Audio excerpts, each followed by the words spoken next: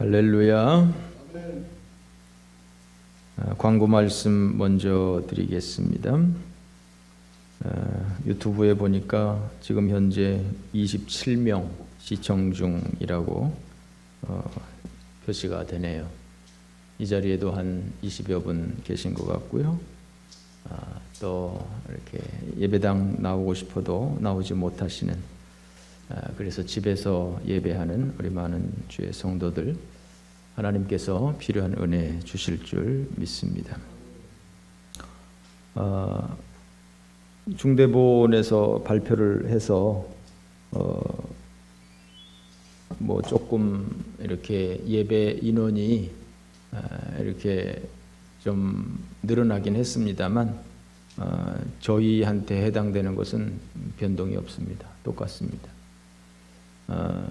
뭐 다음 주는 어떻게 될지 모르겠습니다만 지금은 똑같습니다. 서울지방 그 감리교회에서는 그 감리교 서울지방 그 감독이 예배 드려라, 뒷일은 우리가 책임진다 해가지고 감리교회에서는 예배를, 서울지방에서는 아마 드리는 교회들이 많이 있을 것입니다. 그러니까 그거를 듣고 우리 목사님들이 야, 우리도 감리교로 바꾸자 이렇게 하시는 분도 있는 것을 제가 보았습니다. 오늘 또 이렇게 예배 인원상 제가 오고 싶어 하시는 분들도 이렇게 오지 마시라고 부탁한 분들이 몇 분 계십니다. 이 또 혹여라도 저희가 지지난주에 저희 교회도 경찰이 왔었거든요. 지지난주에 예배드리고 있는데 경찰이 온 거예요. 그 주변에서 신고를 했대요. 저 교회 예배드리고 있다고. 그래서 경찰은 뭐 출동해서 뭐 큰 이상이 없어서 그냥 바로 갔습니다만, 또 경찰은 이 방역하고는 또 이렇게 한 단계 다음 단계에 있는 분들이라서 이렇게 구체적으로 보진 않았습니다만, 만약에 방역 당국에서 시에서 나오게 되면 인원수를 확인하게 될 겁니다. 그래서 20명 이상 예배당에 있으면 이게 또 이게 저촉이 되는 상황이기 때문에 뭐 요새는 정말 숨지기고 있어야 하는 그런 시기라서 인원 통제 때문에 이렇게 오고 싶어도 못 오시는 분들 있는 것을 제가 심히도 유감스럽게 생각을 하고요. 참 더 예배를 사모할 수 있는 그런, 정말 예배 드릴 상황이 되어지면 절대로 빠지지 말아야 되겠다라고 하는 이런 생각을 여러분들이 좀 하시면 좋겠다. 좀 예배할 수 있는 상황 가운데서 정말 목숨 걸고 예배를 지켜낼 수 있는 그런 성도가 되어야 우리 하나님께서 기뻐하시지 않겠나 생각을 합니다. 그리고 이번에 영상 제작하는 것 때문에 저희가 이번에 뭐 카메라도 이렇게 새로 구입을 해야 됐고요. 또 하다 보니까 또 컴퓨터가 문제가 생겨서 컴퓨터도 또 교체를 해야 됐고요.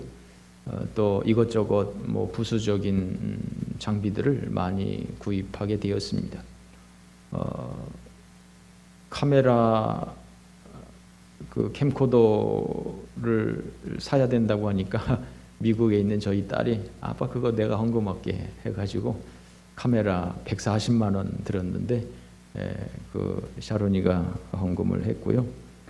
컴퓨터 값은 한 50만 원 들고 나머지 또 부자재 값이 50만 원 들어서 또 하여튼 뭐 다 이렇게 이제 영상을 내보내는데 지난주부터 큰 어려움이 없었습니다. 그런데 우리 청년들이 고생을 참 많이 했습니다. 정말 몇 날 며칠 동안 와가지고 이게 잘 안 돼가지고 이 뭐 본인들도 처음 이 영상을 하는 것이고, 또 이게 단순히 원사이드로만 하는 것이 아니라 뭐 PPT도 나와야 되고 뭐 여기도 나와야 되고 저기도 나와야 되고 이런 것이기 때문에 이게 아주 골이 아팠었습니다. 또 돈만 있으면 그냥 새로 다 그냥 싹 버려버리고 새로 그냥 좋은 장비 구입해서 하면 되는데 쟤네들도 정말 있는 것 가지고 하려고 참 애를 많이 썼습니다. 그래서 여러분들이 많은 격려가 필요합니다. 그리고 어제 제가 그 주보를 찍어서 이렇게 구역장님들을 통해서 이렇게 다 전달을 하게 했는데 맨 처음에 보냈던 그 주보에는 그 헌금 명단이 조금 누락된 게 있었습니다. 요새 인터넷으로 온라인으로 헌금하시는 분들이 좀 계셔서 제가 토요일 날 주보를 만들 때 그걸 좀 확인을 하고 이걸 했어야 되는데 제가 미처 생각을 못 했어요. 미처 생각을 못 해가지고 나중에 그것을 알게 돼서 나중에 다시 이렇게 계좌에 입금하신 분들 다시 정리해서 나중에 다시 올려드리게 되었습니다. 오늘 여러분들이 가지고 있는 주보에는 좀 누락된 거 그대로 아마 되었을 것입니다. 유자리에 계신 분들은 뭐 해당 사항이 없어서 그냥 뭐 다시 프린터하지 않고 그냥 미리 프린터했던 거 그대로 이렇게 해놨습니다. 자, 우리 옆에 분들과 함께 인사 나눕시다. 잘 오셨습니다. 자, 우리 집에서 인터넷으로 예배드리는 여러분들도 많이 불편하시겠습니다만 예배에 집중하시고 정말 은혜의 시간 되었으면 좋겠습니다. 골로새서 말씀을 우리가 살펴보고 있습니다. 지난주에는 5절까지 말씀을 드렸고요. 그 5절까지 있는 내용 가운데서 바울이 골로새 성도들에게 편지를 쓰면서 당신들은 참 신실한 성도들이다 라고 칭찬을 했습니다. 구체적으로 예수 그리스도 안에 있는 믿음이 있고 또 모든 성도에 대한 사랑이 있고 뿐만 아니라 하늘에 쌓아둔 소망이 있다. 믿음, 소망, 사랑이 당신들에게 있다 라고 하는 것들을 칭찬한 내용이었습니다. 그리고 에어컨이 좀 잘 되어 있는지 좀 확인해 주실래요? 25도로 설정이 되어 있는. 네. 오늘 본문 6절입니다. 6절 다 같이 우리 한 목소리로 읽어보겠습니다. 이 복음이 이미 너희에게 이르매 너희가 듣고 참으로 하나님의 은혜를 깨달은 날부터 너희 중에서와 같이 또한 온 천하에서도 열매를 맺어 자라는도다. 바울이 이 골로새 성도들을 칭찬하고 있는 내용입니다. 이 사람들이 열매 맺는 삶을 살았다라고 하는 것입니다. 열매 맺는 삶을 살고 있었다. 이 사람들의 믿음은 그저 생각 속의 믿음이 아니라 삶으로 연결되는 그런 믿음이었었다라고 하는 것입니다. 추상적인 믿음이 아니라 실제적인 믿음이었었다라고 하는 것입니다. 그저 명목상으로만 그리스도인이 아니라 정말 그들의 삶을 통해서 그 믿음이 실천되어지는 그런 행함이 있는 그러한 성도들이었었다라고 하는 것입니다. 언제부터 이 사람들이 열매 맺는 삶을 살았느냐 하면 깨달은 날부터라고 말하고 있어요. 하나님의 은혜를 깨달은 날부터 너희 중에서 열매를 맺어서 자라고 있다라고 하는 것이죠. 하나님의 은혜를 깨달은 날부터, 예수 믿으면서부터, 교회 생활을 하면서부터, 구원의 확신을 가지면서부터 이 사람들의 삶에 변화가 있었다라고 하는 것입니다. growing, 자라고 있다. 성장하는 믿음이었었다. 지속적으로 성장하고 있는 믿음이었었다. 정체되거나 하락하는 믿음이 아니라 점점 자라나는, 성장하는 그런 믿음이었었다라고 하는 것이죠. 살아있는 것은 성장하기 마련이죠. 성장하지 못하고 정체가 되어 있는 것은 뭔가 문제가 있는 것이죠. 화초도 뭐 잘 자라야 키우는 맛이 있지 않겠습니까? 물론 화초에 따라서 조금 다르더라고요. 저도 키워보니까요. 잘 자라나는 것이 있고요. 어제나 오늘이나 뭐 1년 전이나 2년 전이나 뭐 별 차이 없는 화초들도 있더라고요. 성장이 눈에 띄게 되는 것도 있고 성장이 거의 되지 않는 그런 것도 있더라고요. 그러나 우리의 믿음에 있어서는 항상 제자리 걸음하는 성도가 아니라 퇴보하는 성도가 아니라 성장하는 성도가 되어야 되지 않겠습니까? 믿음의 열매가 있는 삶인지 우리 자신이 돌아보아야 하지 않겠습니까? 나도 한때는 뜨거운 믿음이 있었지, 한때는 나도 열심히 했었지. 그건 필요 없습니다. 차라리 그런 말은 안 하는 게 좋습니다. 그러면 지금 안 하고 있다는 얘기 아니에요. 아니 뭐 갈비탕만 끓여 먹으면 어떻게 되겠습니까? 갈비탕 끓여가지고 재탕, 삼탕 끓여가지고 그거 뭐 국물이 나오겠습니까?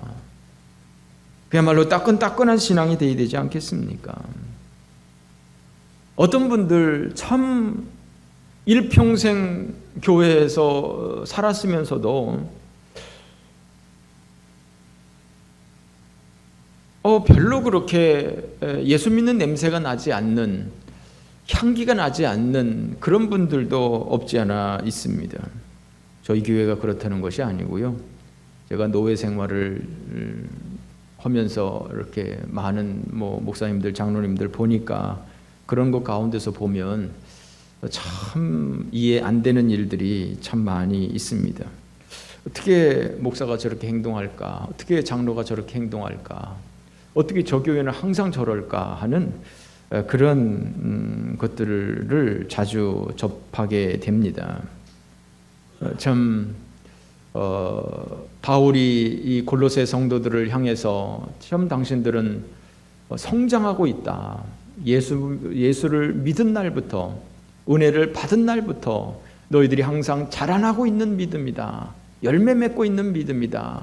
라고 하는 이 칭찬, 정말 우리가 들을 수 있다면 얼마나 좋을까. 저도 가만히 생각해 보면 저도 왕년에 한때는 열심히 은혜 생활을 했는데 오히려 요즘 더 떨어진 것이 아닌가 하는 생각도 하고요. 참 저도 할 말은 없습니다만 여러분들도 마찬가지로 자신들을 돌아보면서 내가 지금 열매 맺고 있는 삶인지, 내가 정말 성장하고 있는 삶인지, 하나님이 내 모습을 보면 기뻐하실 믿음인지 하는 것들을 돌아보면 좋겠습니다. 7절입니다. 7절 우리 다 같이 봉독하겠습니다. 이와 같이 우리와 함께 종된 사랑하는 에바브라에게 너희가 배웠나니 그는 너희를 위한 그리스도의 신실한 일꾼이요 성령 안에서 너희 사랑을 우리에게 알린 자니라. 자, 이제 7절에서는 에바브라에 대해서 이야기를 하고 있어요. 에바브라. 이 에바브라가 지금 이 골로새 교회에서 사역을 했었다라고 하는 것입니다. 하고 있다라고 하는 것입니다. 골로새 성도들이 이 에바브라를 통해서 말씀을 배우고 있다. 에바브라가 이 골로새에서 사역을 하고 있다라고 하는 것입니다. 이 골로새서를 그 이전에 7월 달에 우리가 빌레몬서를 공부하고 곧바로 골로새서로 넘어갔잖아요. 그 빌레몬서와 이 골로새서가 연결이 된다고 말씀을 드렸잖아요. 그 골로새 교회는 그 빌레몬서의 주인공이 되었던 빌레몬의 집에서 세운 교회, 그것이 바로 골로새 교회였었던 것이죠. 그러니까 이 골로새 교회는 바울이 세운 교회가 아니고요, 빌레몬과 에바브라가 세운 교회예요.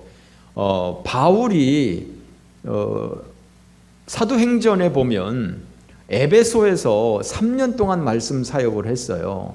그때 온 아시아에 있는 사람들이 다 와가지고 말씀을 들었다라고 말하고 있어요. 지금 이 골로새 지방은 에베소 지방에서 채 200km가 떨어지지 못한 곳에 있거든요. 200km면 지금 대전 정도 거리인데, 가까운 거리는 아닙니다만, 그렇게 먼 거리는 아닙니다. 소아시아 지방, 소아시아를 얘기한다면 터키 지방을 얘기하는 것입니다. 지금 이 극동아시아 이 전체를 얘기하는 것이 아니라 소아시아, 터키 중심의 아시아를 얘기하는 것인데, 그 당시에 많은 사람들이 에베소에서 바울이 사역할 때 와서 말씀을 공부한 것이죠. 그러니까 그 중에 이 빌레몬과 이 에바브라가 한 동네에서 같이 에베소에 와가지고 말씀 공부를 하고, 빌레몬의 집이 좀 넉넉하고 크니까 빌레몬의 집에서 교회를 시작한 거예요. 그게 골로새 교회인 것이죠. 그러니까 이 골로새 교회에서 빌레몬과 이 오네시모가 함께 사역을 한 것이죠. 그렇고 나중에 누구죠? 빌레몬, 오네시모가 나중에 이렇게 합세하게 된 것이죠. 에바브라와 빌레몬이 함께 시작을 하고, 그리고 나중에 오네시모가 함께 사역한 교회가 이 골로새 교회인 것이죠. 그런데 바울이 지금 이야기를 하면서 이 에바브라에 대해서 이야기를 하고 있어요. 에바브라 7절 다시 한번 보세요. 우리와 함께 종된 사랑하는 에바브라라고 말하고 있어요. 에바브라를 이야기하면서 바울은 자기와 동격으로 지금 소개하고 있어요. 우리와 함께 예수 그리스도의 종된 에바브라다라고 하는 거예요. 한마디로 말하면 이것이 바울의 추천서예요. 바울이 이 오네시모를, 에바브라를 신임하고 있다. 에바브라는 확실한 믿음의 사람이다. 우리와 함께 사역을 하는 팀이다 라고 하는 것들을 이야기를 하고 있는 것이죠. 우리가 사랑하는 사람이다 라고 말씀을 하고 있는 것이죠. 뿐만 아니라 이 오네시모는 당신들에게 복음을 전하는 신실한 일꾼이다 라고 얘기하는 거예요. 정말 이 이상 어떻게 더 칭찬을 하겠습니까? 바울이 이 오네시모에 대해서 그 골로새 지방에서 사역을 하고 있는 이 에바브라에 대해서, 오늘 제가 말이 왔다 갔다 하죠. 뭔 말을 하는지 왔다 갔다 하죠. 이게요, 정말 영적인 피로도가 있습니다. 성도들도 피곤하지만은요, 이게 교회 예배를 못 드리고, 예배를 영상으로 드려야 되고, 정부의 감시 가운데서 예배를 드려야 되고, 이게 엄청 피곤합니다. 엄청 스트레스입니다. 그러니까 제정신이라고 할 수가 없습니다. 지금. 그러니까 양해를 해주시고, 오네시모라고 했던, 빌레몬이라고 했던, 에바브라라고 했던, 그냥 새겨 들으세요. 알아서 들으세요. 할렐루야. 예. 하여튼 한마디로 말해서 이 에바브라에 대한 추천서를 바울이 잘 쓰고 있다라고 하는 것입니다. 바울은 당시에 기독교인들에게는 가장 큰 권위를 가지고 있던 사람이거든요. 그 바울이 그 에바브라를 이렇게 인정을 하고 자기와 어깨를 나란히 하는 그러한 사람으로 소개를 하고 있는 것이죠. 참 바울이 에바브라를 칭찬하는 이것을 통해서, 한마디로 말을 하면 당신들이 이 에바브라를 통해서 복음을 들었는데 이 에바브라는 신실한 사람이다. 그러니까 이 에바브라를 통해서 들은 당신들이 복음을 받은 것은, 그것은 분명한 복음이다. 확실한 복음이다. 틀린 말이 아니다. 라고 바울이 지금 간접적으로 이야기를 하는 것입니다. 당신들이 그렇게 참 믿음이 있고 사랑이 있고 소망이 있는 신실한 성도들이다. 그것은 바로 이 오네시모 같은 이런 신실한 사람으로부터 당신들이 말씀을 들었기 때문에 당신들이 그렇게 신실한 믿음을 가질 수가 있었다라고 하는 것을 또 이야기하는 것이기도 합니다. 그러니까 빌레몬, 골로새 성도들을 칭찬하는 동시에 그것이 에바브라를 통해서 당신들이 그렇게 믿음 생활 잘하고 있다고 하는 간접적으로 에바브라를 칭찬하고 있는 그러한 말씀인 것이죠. 여러분, 골로새 성도들은 이 빌레몬, 그리고 이 에바브라, 그리고 오네시모, 이런 사람들을 통해서 복음을 받고요. 그리고 이 사람들로부터 정말 신실한 이 종들로부터 말씀을 받고 이 골로새 성도들도 아주 신실한 성도가 되었습니다.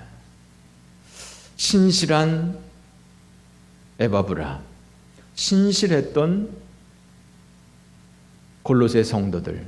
지난주에도 우리가 살펴본 것처럼 신실하다라고 하는 것은 아주 faithful, 믿음직하다, 아주 믿음으로 충만하다 라고 하는 의미, 그리고 충성되다 라고 하는 그런 의미가 있는 것처럼 여러분들은 어떠십니까? 여러분들은 신실한 성도이십니까? 여러분들은 누구를 통해서 말씀을 받습니까? 요즘에는, 옛날에는 교회에서 밖에 복음을 들을 때가 잘 없었겠죠. 그러나 요즘은 담임 목사뿐만이 아니라 인터넷을 통해서, 유튜브를 통해서, 다른 교회 목사님들의 설교를 통해서, 신앙 서적을 통해서, 많은 채널을 통해서 우리가 신앙생활을 할 수가 있죠. 여러분들에게 가장 큰 영향력을 미치는 사람들은 누구입니까? 여러분들의 믿음 생활에 있어서 가장 큰 영향력을 미치는 사람들은 누구입니까? 과연 여러분들은 신실한 성도인지, 하나님이 나를 평가하실 때 과연 나를 신실하다고 평가하실지 돌아볼 수 있는 귀한 시간 되어지시기를 바랍니다. 바울이 또 이 에바브라에 대해서 칭찬하는 이유가 있었습니다. 그것은 이 골로새 교회에 문제가 있었던 거예요. 이 골로새 교회, 정말 성도들이 신실하고 믿음, 소망, 사랑으로 충만하고 성장하고 열매 맺고 이런 교회였음에도 불구하고 문제가 있었던 거예요. 여러분, 문제 없는 교회는 없습니다. 우리 교회는 이게 문제야, 우리 교회는 저게 문제야, 이 사람한테는 이게 문제야, 저 사람은 저게 문제야. 네, 문제 없는 사람이 없고요, 문제 없는 교회가 없고요, 문제 없는 나라가 없습니다. 문제 없는 곳은 오죽하면 대통령 이름도 문재인이잖아요. 문제가 없는 곳은 무덤밖에 없습니다. 할렐루야. 문제가 없는 것은 하나님 나라밖에 없습니다. 무덤을 가든지 하나님 나라 가든지 그러면 문제가 없습니다. 그러나 이 땅에서 살고 있는 동안에 우리는 항상 문제 가운데 살아가고 있습니다. 그러니까 우리 교회가 문제가, 이런저런 문제가 있는 것도 이상한 것이 아니고요, 이 사람 저 사람에게 문제가 있는 것도 이상한 것이 아니고요, 자연스러운 것입니다. 문제는 그 문제를 어떻게 극복하느냐의 문제죠. 어떻게 극복하고 어떻게 해결해 나가느냐, 어떻게 커버하느냐, 어떻게 보완하느냐의 문제이죠. 자, 이 골로새 교회의 문제는 무엇이었을까요? 이단이 들어온 거예요. 이단 사상이 들어온 거예요. 영지주의라고 하는 것을 비롯해서 많은 그 당시에도 이단 사설들이 있었는데, 이 골로새 교회에 이 이단이 들어와서 성도들을 훼잡아 놓은 거예요. 그런데요, 이 이단이 나 이단이다 하고 들어오는 게 아니잖아요. 광명한 천사로 가장을 하고 오는 거잖아요. 거짓에 능한 것이 사단이잖아요. 다 속아 넘어가기 쉬운 것이죠. 아담과 하와도 미혹된 거 아니에요. 사단의 말에 미혹된 거 아니에요. 이 사람들이 열심이 없어서 미혹된 게 아니에요.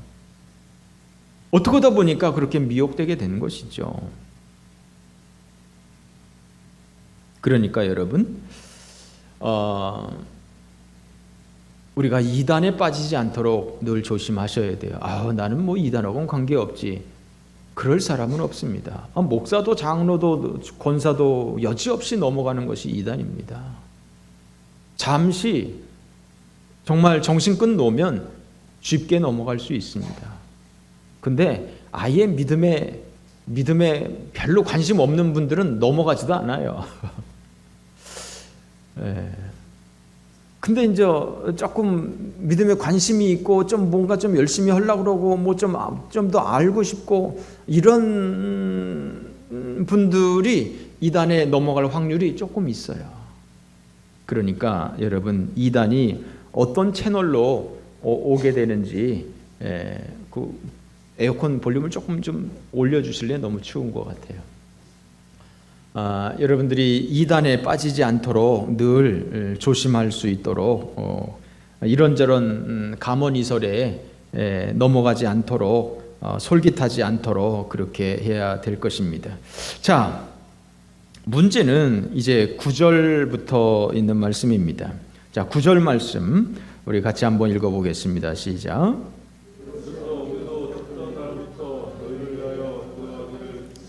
거기까지. 그 말을 듣고 에바브라를 통해서 그 골로새에 대한 이야기를 듣고 우리가 기도하기를 그치지 않고 있다. 얼마나 심각했으면 에바브라를 통해서 골로새 교회에 대한 이야기를 듣고 기도하기를 쉬지 않고 있다라고 하겠습니까?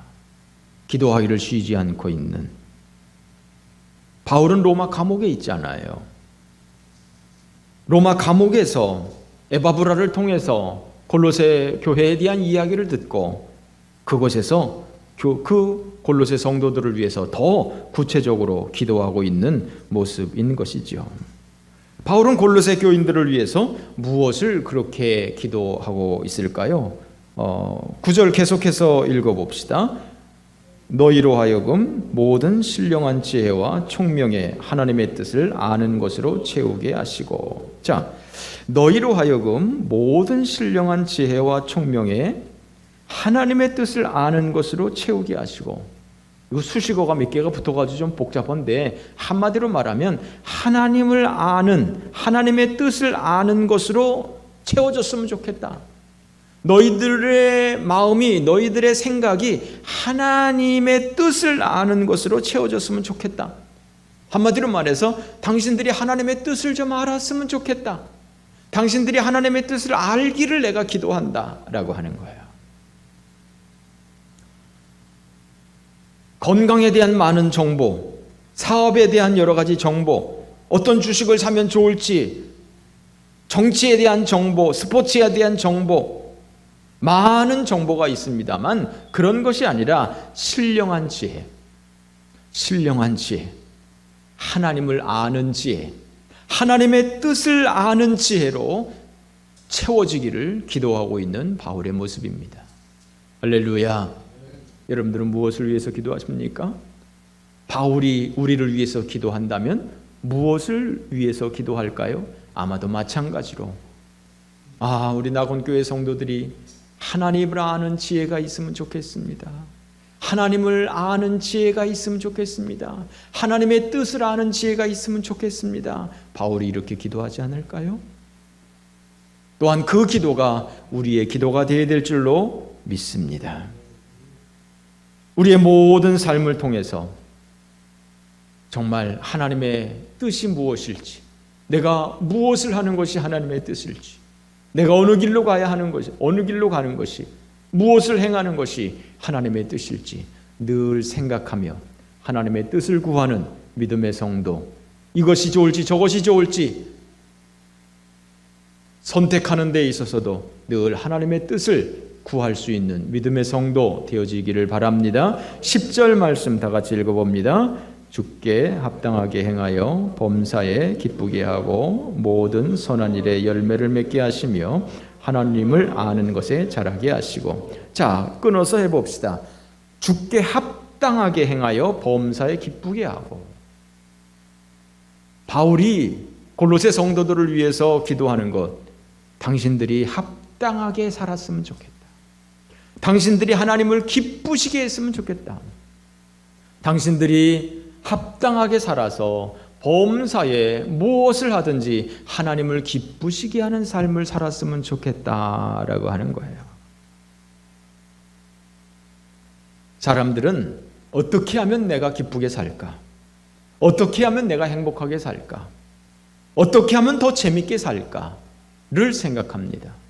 그건 보편적인 사람이에요. 그런데 하나님의 사람들은 어떻게 하면 하나님을 기쁘시게 할까? 할렐루야. 자녀들은 어떻게 하면 내가 부모님을 기쁘시게 할까 생각해야 될 것입니다. 늘 일만 저지르고 돌아다니면 곤란하지 않습니까? 열심히 공부하는 자녀들 부모가 좋아하지 않겠습니까? 올바르게 살아가는 것 부모가 좋아하지 않겠습니까? 정말 미래를 향해서 잘 준비해가면서 살아가는 것 부모가 기뻐하지 않겠습니까? 마찬가지로 그렇게 살아가는 것이 좋은 자녀라고 한다면 하나님의 좋은 백성들은 내 모든 일을 할 때에 이것이 과연 하나님이 기뻐하실까? 하나님이 기뻐하시는 일일까? 라고 하는 것들을 생각하면서 살아가는 것, 그것이 좋은 성도인 줄 믿습니다. 그러므로 여러분들이 무엇을 하든지 이것이 과연 하나님이 기뻐하시는 일인지, 이게 나만 좋자고 하는 일인지, 이것이 다른 사람을 좋게 하는 것인지, 나도 좋고 다른 사람도 좋은데 하나님은 정말 기뻐하실 일인지 라고 하는 것들, 최종적으로 우리는 솔리 데오 글로리아, 오직 하나님의 영광을 위해서 살아가는 믿음의 성도 되어질 수 있기를 바랍니다. 뿐만 아니라 10절에 보니까 모든 선한 일에 열매를 맺게 하시며 그랬습니다. 선한 일에 열매를 맺게 해달라. 선한 일의 열매, 신앙은 삶으로 나타나야 되는 것입니다. 삶으로 나타나는 삶, 어떻게 하면 우리가 우리의 신앙이 우리의 삶으로 나타나는 그야말로 열매 맺는 삶을 살까? 예수님께서 요한복음 15장에 말했습니다. 나는 포도나무다. 내 아버지는 농부다. 너희들은 가지다. 가지가 줄기에 붙어 있지 않으면 그 가지는 열매를 맺을 수가 없다. 가지가 그 나무에 붙어 있어야 그 가지가 열매를 맺을 수가 있다. 한마디로 말하면 가지가 열매를 맺는 것은 저절로 열매를 맺는 거예요. 줄기에 붙어 있기만 하면 가지에선 저절로 열매가 맺혀지는 거예요. 한마디로 말을 해서 우리가 예수 안에 붙어 있으면, 하나님 안에 붙어 있으면 우리는 저절로 열매를 맺게 되는 거예요. 만약에 그렇지 않으면 열매를 맺지 않는 가지는 찍어서 불에 던져버리겠다, 예수님께서 말씀을 하고 있습니다. 내 안에 거하라, 나도 너희 안에 거하리라. 가지가 포도나무에 붙어 있지 않으면 스스로 열매를 맺을 수 없음 같이 너희도 내 안에 있지 않으면 그러하리라. 그렇습니다. 우리가 열매를 맺지 못한다고 하는 것은 우리가 예수 안에 있지 않다고 하는 것입니다. 우리가 예수 안에 있게 된다면 우리는 열매를 맺을 수 있게 될 것입니다. 우리가 과연 열매를 맺고 있는 것인지, 우리 자신을 돌아보면서 내가 예수 안에 있는지 예수 바깥에 있는지, 내가 내 의지로 살아가는지 아니면 하나님의 은혜로 살아가는지 하는 것들을 돌아보면서 우리의 삶을 살아야 될 줄로 믿습니다. 10절 말씀 계속해서 보면 하나님을 아는 것에 자라가게 하시고 그랬습니다. 하나님을 날마다 알아가야 된다는 것입니다. 우리는 날마다 하나님을 알기를 힘써야 합니다. 하나님이 이런 분이시구나, 저런 분이시구나. 그저 주일날 교회 나왔다가 이제 하나님에 대해서는 잊어버리고 성경책 닫아버리고 그저 열심히 세상 살다가 또 주일 됐네 하고 또 그때 와서 성경 열고, 이것이 아니라 매일매일 매 순간마다 하나님과 동행하면서 하나님 앞에 기도하면서 하나님을 알아가는 그러한 믿음의 성도 되어야 할 것입니다. 오래전에 예화로 말씀을 드렸던 워싱턴 성광교회 이희돈 장로님, 세계무역센터 회장을 지냈던 이희돈 장로님이 지난 9월 3일 돌아가셨다 합니다. 정말 훌륭한 믿음의 사람이었습니다. 아름다운 믿음의 열매가 있던 사람이었습니다. 정말 하나님을 알기를 힘썼던 사람이고 하나님 안에 있기를 힘썼던 사람입니다. 유튜브를 통해서 그분의 간증을 다시 한번 저도 들어봤습니다. 여러분들도 시간이 되시면 이희돈 장로님의 그 설교를, 그 간증을 다시 한번 읽어보시면 좋을 것 같습니다. 9.11 테러 때 어떻게 하나님께서 은혜를 주셔서 다시 살아날 수 있었는지, 9.11 테러 끝나고 나서 어떻게 또 세계무역센터 회장이 될 수가 있었는지, 그분이 어떻게 하나님을 섬기는 사람이었었는지 하는 것들을 여러분들이 다시 한번 보면 좋을 것 같습니다. 하나님을 아는 것에 날마다 자라기를 힘썼던 이희돈 장로님처럼 우리가 그저 넉넉고 신앙생활하는 사람들이 아니라 매일 하나님을 알아가는 믿음의 성도 되어지시기를 바랍니다. 11절 말씀해 보니까 그 영광의 힘을 따라 모든 능력으로 능하게 하시며 그랬습니다. 11절 말씀 다 같이 한번 읽어보겠습니다.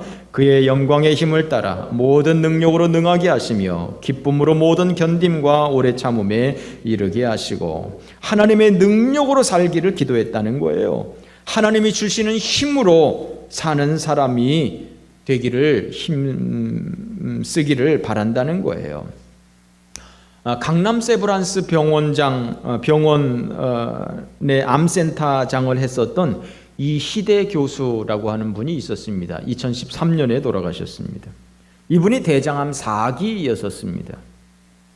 그럼에도 불구하고 그 이후로도 10년 동안 환자들을 돌보며 센터장을 하기도 했었습니다. 이분이 말하는 것이 4기 이후에 5기가 있다. 할렐루야. 4기 이후에 5기가 있다. 하나님의 나라가 기다리고 있다라고 하는 거예요. 할렐루야.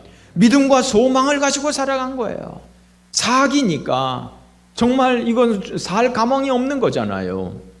그럼에도 불구하고 10년을 살았어요. 왜? 하나님 나라에 대한 소망을 가지고 나에게는 5기가 있다. 그래, 4기가 지나면 5기가 온다.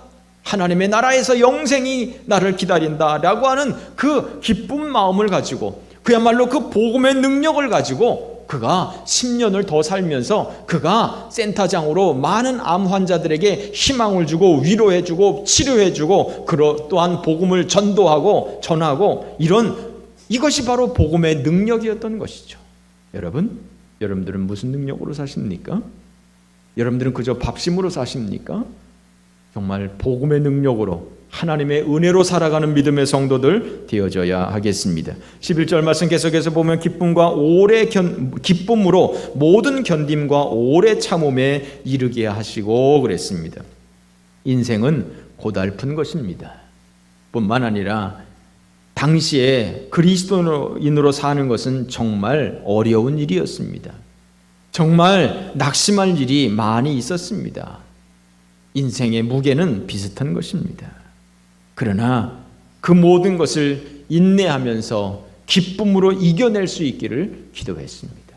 바울이 모든 견딤과 오래 참음에 이르게 하시고, 이 말 한마디가 그냥 우리가 흘려보내기 쉽지만 이 당시에 사는 이 사람들에게는 이 말 한마디가 얼마나 위로가 됐었는지 모를 겁니다. 왜냐하면 너무나 힘든 상황 가운데서 살고 있기 때문이에요.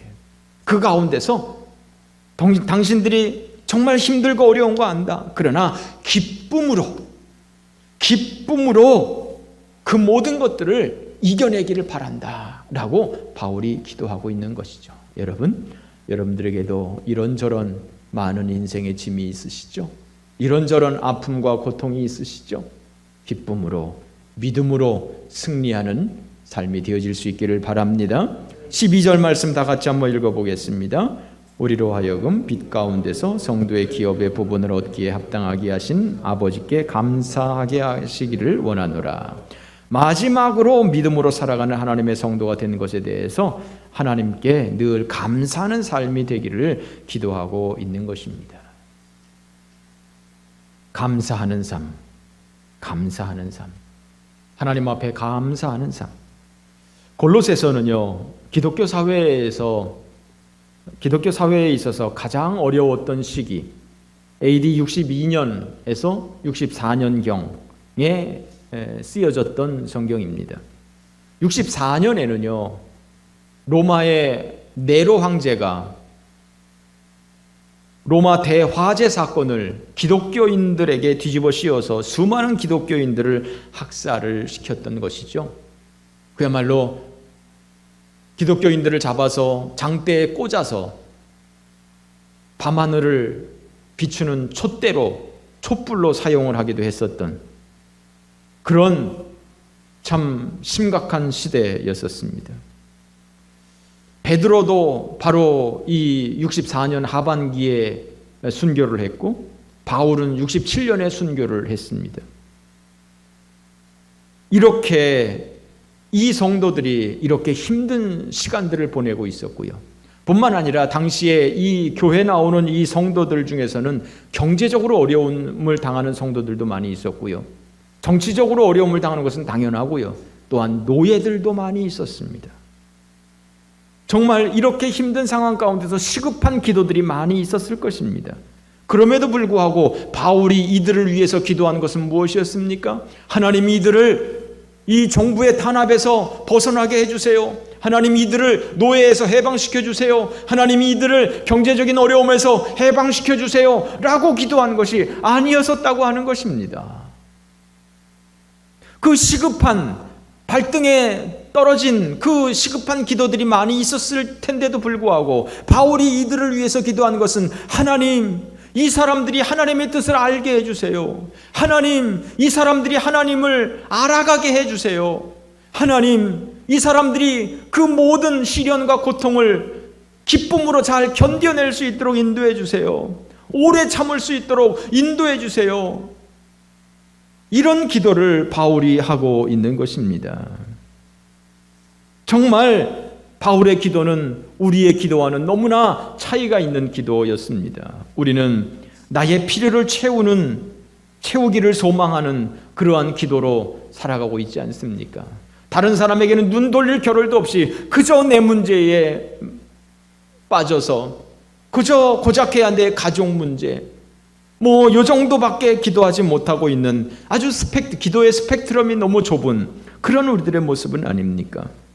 우리는 하나님의 뜻을 알기를 힘쓰고 하나님을 알아가기를 힘쓰고 하나님을 기쁘시게 하는 삶이 되기를 힘쓰고 선한 열매를 맺기를 힘쓰고 하나님의 능력으로 살기를 힘쓰고 고난 가운데서 인내하며 하나님께 늘 감사하는 삶이 되기를 기도하는 이 바울의 기도와 같은 정말 하나님이 받으실 만한 하나님을 기쁘시게 하는 기도의 사람 되어지시기를 바랍니다. 이 마지막 시대, 이 위기의 시대 특별한 것이 필요한 것이 아닙니다. 내일 종말이 오더라도 요란 떨 일이 없습니다. 그저 매일매일 우리의 믿음을 점검해야 하는 것이죠. 하나님 안에 있기를 힘써야 하는 것이죠. 내가 믿음에 서 있는지를 늘 확인해야 되는 것이죠.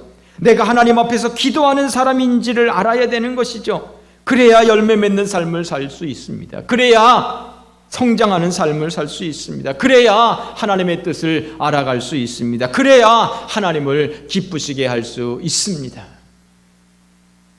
바울의 시대보다 지금 뭐 어렵겠습니까? 이 시대 정말 어려운 시대인 것은 압니다만 바울과 같이 이렇게 기도하는 믿음의 성도들 되어줄 수 있기를 주님의 이름으로 축원합니다.